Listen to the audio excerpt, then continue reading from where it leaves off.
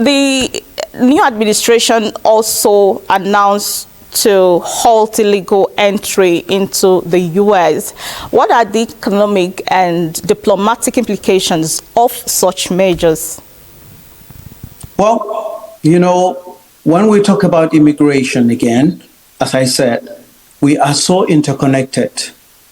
The reality is that I know exactly what is happening on ground here, on how much the American manufacturers or the American farmers, the construction industry, name it, that depends so much on the immigrants' labor force.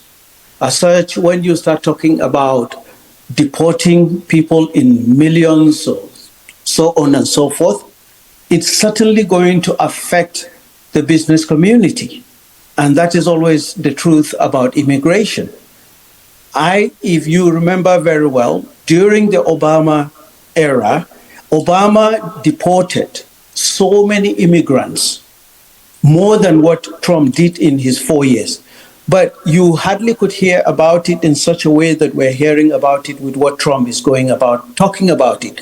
It was done with so much, it was strategically carried out.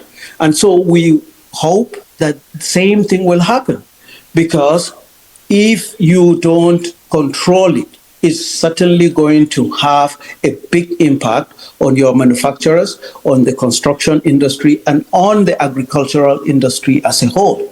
And so that is another issue that we should always look at. As I said, no country is an island anymore. We all depend on each other. And so we are hoping that it will be done in such a way that it will not affect most of the industries that he is also talking about reviving and wanting to make it make America great, as he says it. But remember, it is so dependent on the labor force. And where does the labor force comes from in America? I can say it authoritatively that 80 to 90% of the labor force comes from the immigrants.